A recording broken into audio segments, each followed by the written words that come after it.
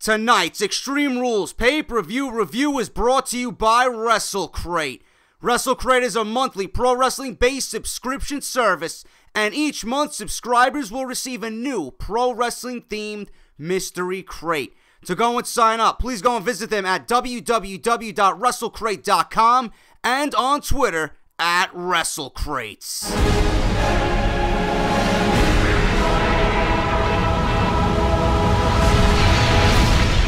What is going on, guys? JD from New York here, and this is part 2 of this weekend's Off The Script, episode number 70. Thank you guys so much for joining me on this Saturday morning, wherever you guys may be.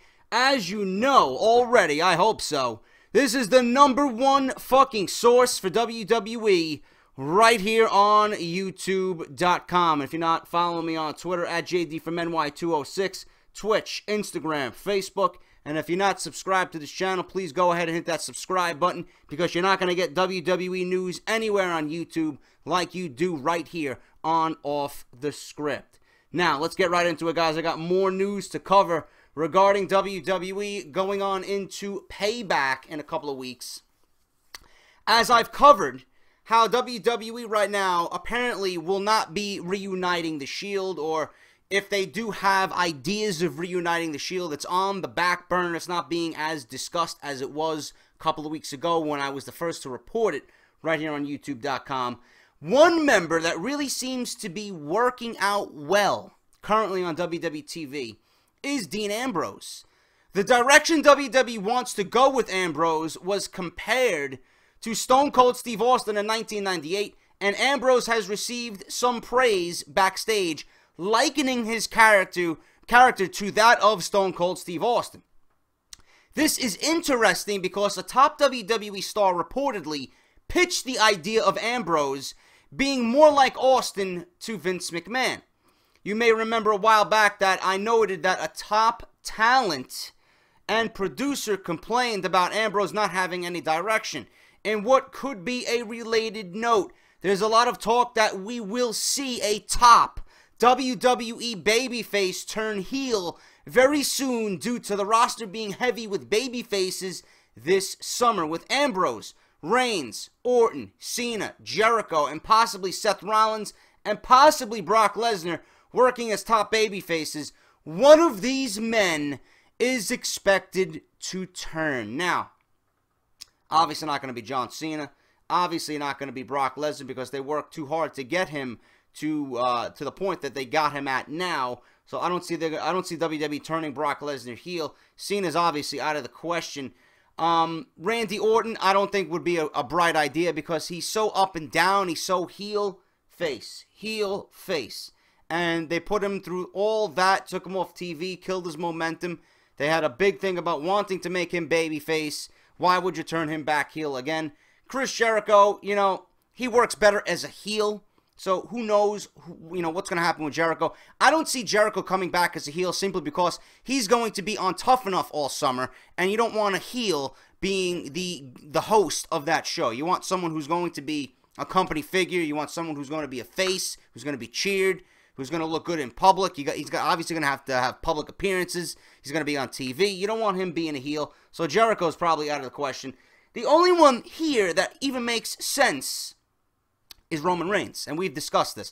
Roman Reigns probably will work better as a cocky dick, douchebag heel. So I don't see any of these other guys except for Roman Reigns turning heel. Now, again, I discussed on part 1, what is all this Shield talk? How is WWE going to go about this if it's one of the ways they have planned for the summer? Is the Shield going to come back? Are they going to be battling the Authority? Are they going to be battling Brock Lesnar? Does Lesnar and Rollins in the Shield both remain face? We don't know. So I really don't know where WWE is going with this. It's so up in the air right now. And I even tweeted this out during the Money in the Bank situation, during that whole pay-per-view. I honestly don't know where WWE is going. I don't even think WWE knows where they want to go in terms of storyline, in terms of creative. I don't think they have any idea what they want to do. Point blank, Bray Wyatt and Roman Reigns. Like, why is this happening?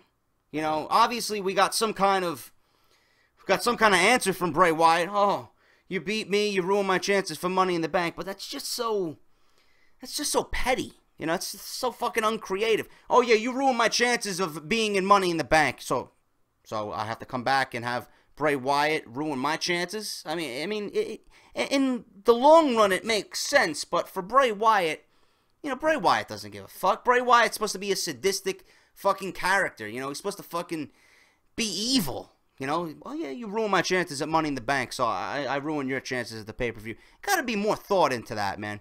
You know, Bray Wyatt and Roman Reigns obviously doesn't make sense. Honestly, I don't even know why it's happening, but out of all those guys, Roman Reigns is the guy to turn heel. Randy Orton, John Cena, Jericho, Rollins, Lesnar, Ambrose, not going to be turning heel. Roman Reigns is probably the one to turn heel, but like I said in part 1, Vince McMahon is not for it. We will see what happens. More news on CM Punk. This is pretty hilarious. The war of words between CM Punk and Hulk Hogan continues.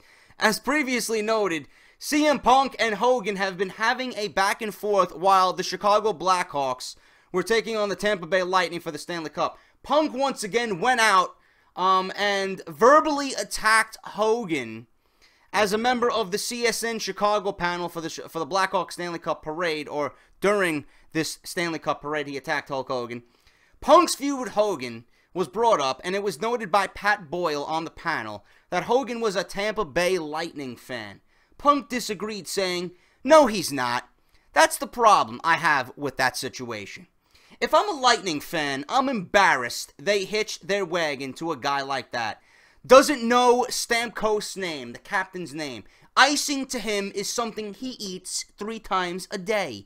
My love for hockey supersedes anything else, and I would just like to see people tune in and understand the game and appreciate the game for what it is. You put something on there like that, it kind of lowers it a little. If I'm a Lightning fan, I want someone to better represent my team and the organization. They're a hell of an organization as it is. That paints them in the wrong light." Again, CM Punk getting the last licks on this Hogan situation. Pretty funny.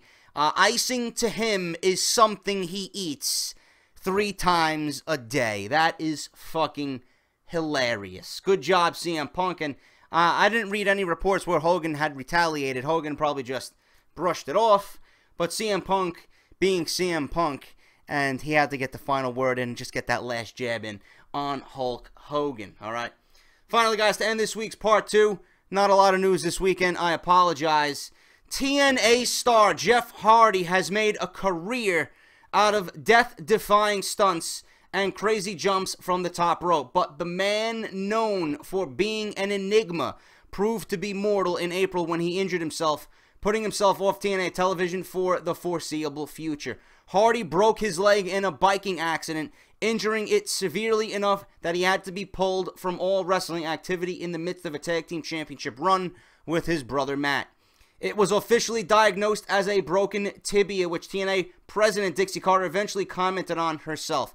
The good news for Hardy, however, is that it seems he is going well and is well on the road to recovery. In fact, he may even be able to return to wrestling relatively soon. According to Dave Meltzer of the Wrestling Observer newsletter, the plan is for Hardy to return before the summer starts winding down. The Hardys were both booked for the Northeast Wrestling Show on August 1st, but have both since been pulled. It's Meltzer's belief that this is an indication Jeff will be ready to work once more in a TNA ring. TNA will be running television tapings on July 29th and August 1st, where both Hardys will be present on the show. However, it is possible Jeff does not return on this date.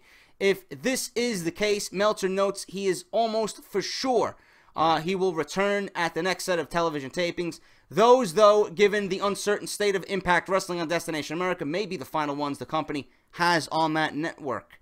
That remains to be seen, however. Jeff Hardy, glad that he's coming back. I would love to see him back in a WWE ring.